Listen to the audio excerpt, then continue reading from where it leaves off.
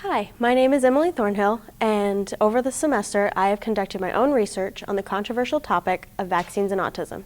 With my review of the information made available to me, it is my belief that vaccines should not be blamed for causing autism, and I would love to take a few minutes to tell you why. Vaccines were actually made to aid the immune system in learning to fight deadly diseases. Vaccines contain a small dose of an individual disease. Vaccines are administered to people as little as a couple hours old. So clearly they must be safe if we are administering them to the most vulnerable human beings, babies.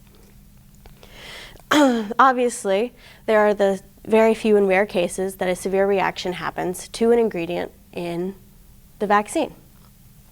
However, risking having a reaction does not outweigh the benefits that the vaccine can provide.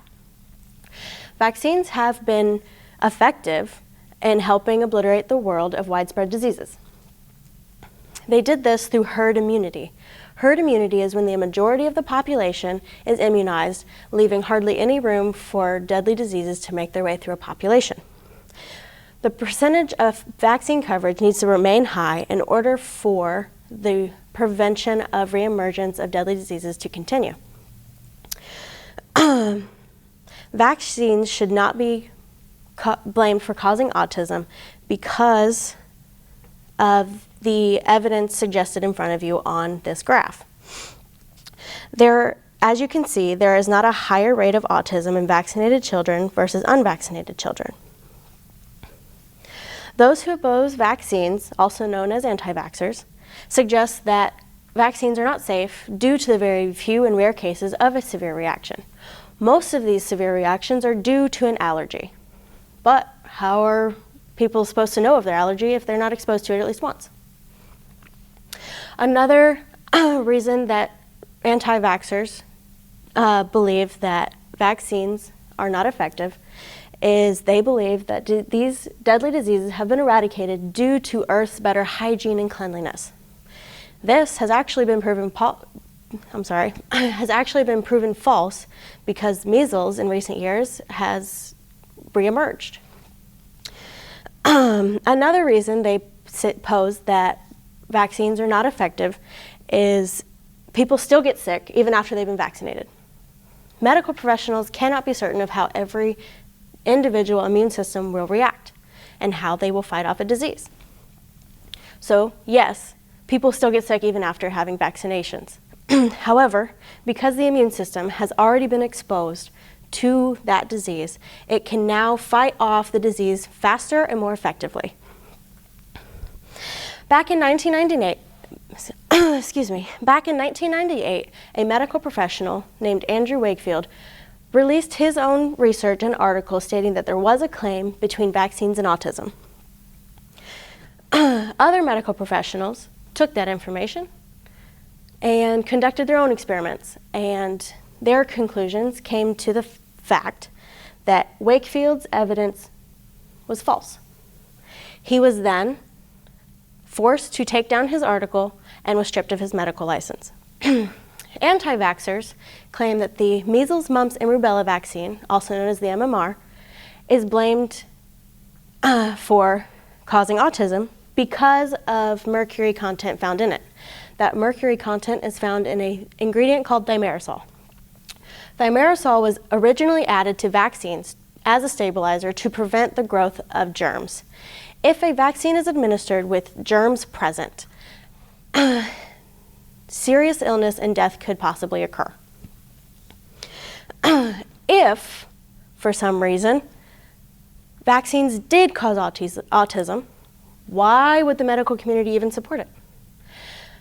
Anti-vaxxers claim that they push vaccines on people because they profit from it. They make money from it. But the goal of the medical community is to focus on the health and well-being of the human race. So they wouldn't intentionally harm the littlest of people, babies, for their own benefit. Autism has actually been proven to be influenced by genetic and environmental factors. Autism, or autism spectrum disorder, is a serious behavioral and developmental condition that impairs one's ability to connect and interact with others. As many other health issues, if there is a family history of autism, there is a higher risk of developing autism. Autism is actually heterogeneous, meaning that there is no one specific gene linked back to autism. In fact, there are actually 102 genes that have found to be linked back to autism. In recent years, MRIs have shown that brain volume overgrowth coincides with the expression of autism. This brain overgrowth usually occurs between the months of 12 and 24. This, coincidentally, happens to be the same time that the MMR vaccine is administered, which is why anti-vaxxers claim that the vaccine is the cause of autism. But autism is not only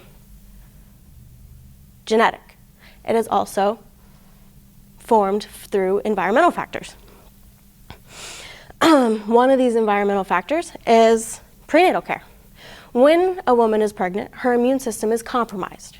So, if she were to contract a vaccine-preventable disease, this could in turn harm the baby in utero, causing deafness, blindness, maybe even severe brain damage, which could then lead to the cause of autism. Other environmental factors that can play into this are listed on the screen in front of you. This includes smoking, premature birth, and advanced parental age. As you can see, smoking adds a 33% higher risk of developing autism, and premature birth adds 30% higher risk of developing autism. Now, advanced parental age is thought to be a cause of autism due to the genetic mutations that occur when forming a child. As the individual ages, the number of genetic mutations increase. These mutations are then passed on to the offspring, possibly causing autism. So, throughout the many months of research and the facts that I have presented to you today, I stand firm on my conclusion that vaccines should not be blamed for causing autism.